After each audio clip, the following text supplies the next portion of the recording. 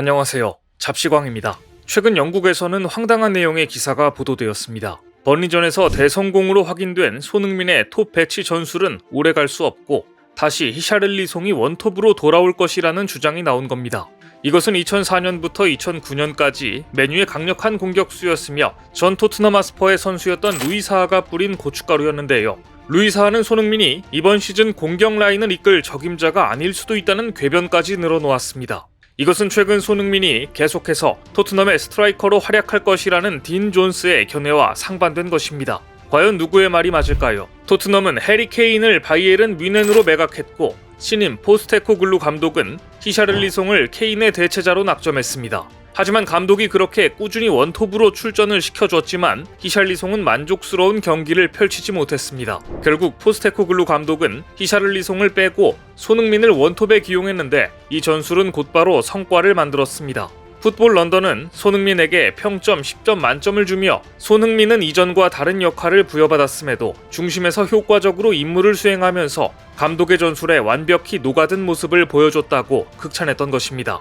딘 존스는 손흥민이 앞으로도 토트넘의 스트라이커로 기용될 것이라고 내다봤습니다. 하지만 루이사하는 손흥민이 토트넘의 요구에 대한 답이 아닐 수도 있다고 주장했습니다. 적어도 이번 시즌 더 어려운 경기에서는 그렇다는 것입니다. 그러면서 이렇게 손흥민을 폄하했습니다. 손흥민은 항상 측면에서 케인에게 공간과 기회를 제공했기 때문에 특정 유형의 경기에만 스트라이커 역할을 잘할 수 있다. 모든 것이 순조롭게 진행된다면 손흥민이 골을 더 넣을 것이다. 하지만 좀 더 빡빡하고 어려운 날에는 공격수로서의 본능이 부족할 것이다. 손흥민이 특정 상황에서만 강하다고 말하면서 결국 감독은 히샤를리송 원톱 체제로 다시 돌아갈 수밖에 없을 것이라고 대답했는데요.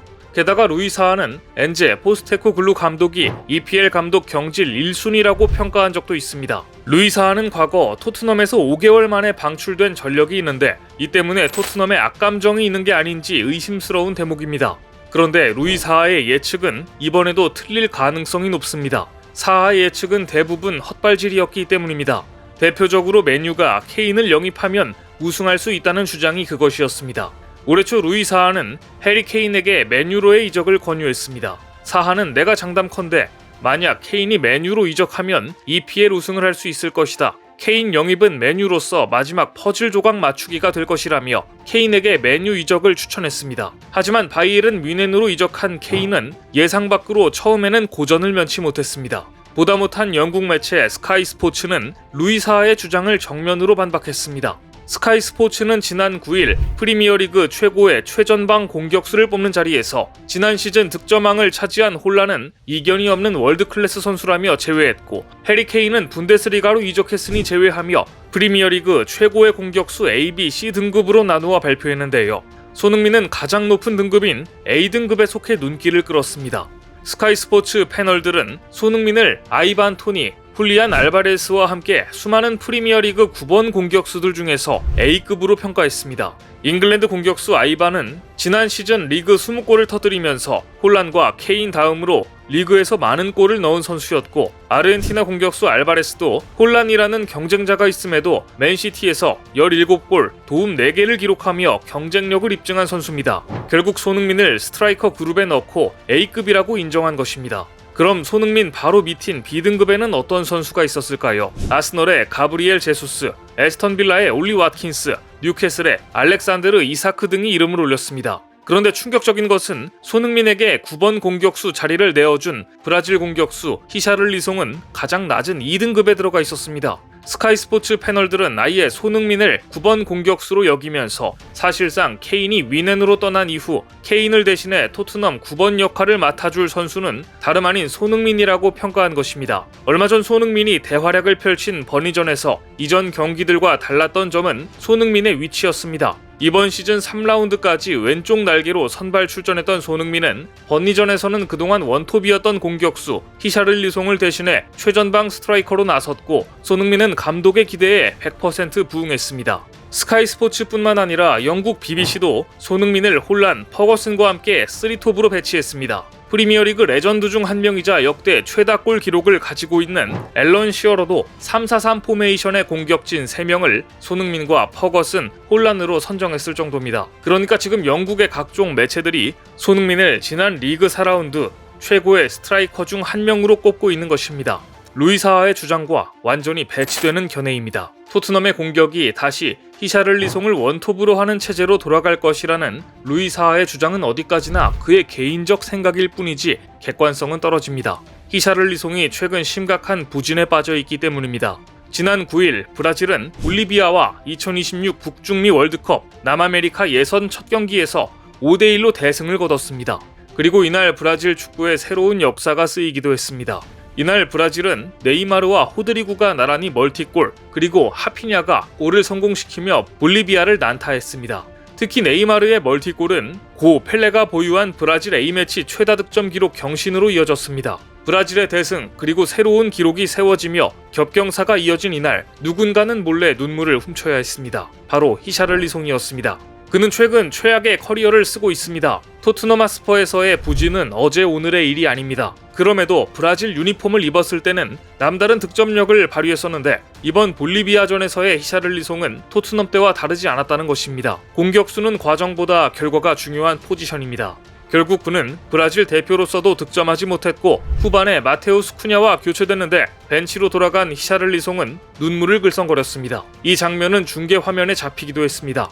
히샤를리송은 한화 약 999억 원이라는 거액의 토트넘으로 이적했습니다. 하지만 그는 현재까지 리그 1골, 챔피언스 리그 2골, 총 3골, 도움 4개에 그쳤습니다. 그런데 안 그래도 괴로운 히샤를리송이 또 한 번 굴욕을 당하고 말았습니다. 영국 언론 텔레그래프는 10일 히샤를리송이 사우디아라비아의 프로팀 알 이티하드가 모하메드 살라 영입 실패 직후 영입하려던 살라의 대체 카드였다고 보도했습니다. 알 이티하드는 이적 시장 마감일 전에 리버풀의 살라에게 약 2,146억 원이라는 천문학적 이적료를 제안했지만 거절당했습니다. 그런데 텔레그래프의 보도에 의하면 살라와의 협상이 최종 거절될 것을 대비해 히샤를리송 역시 이적 시장 막바지에 대체자로 고려됐다는 것이었습니다.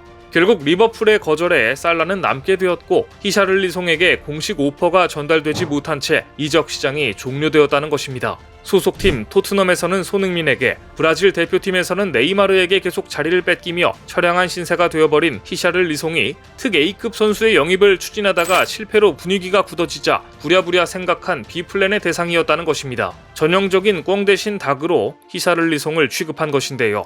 본인에게는 정말이지 굴욕적인 이야기였을 것입니다.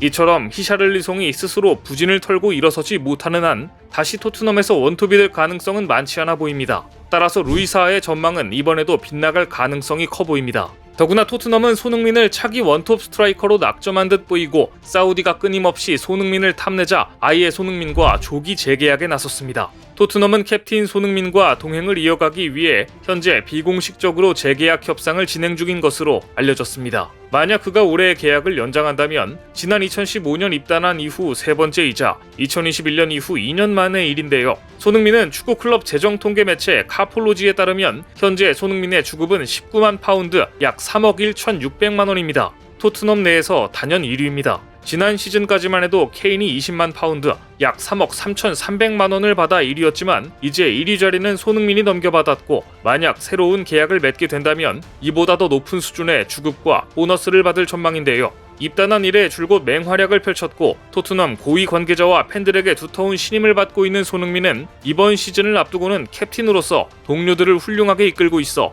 재계약 협상에도 유리한 고지를 점할 수 있을 전망입니다. 만일 손흥민이 이번에도 토트넘에 남는다면 토트넘의 레전드로 남게 될 가능성은 더욱 커졌는데요. 루이 사하의 코를 납작하게 만들어줄 활약을 기대해봅니다. 오늘 준비한 소식은 여기까지입니다. 댓글을 통한 여러분들의 많은 의견 기다리겠습니다. 시청해주셔서 감사합니다.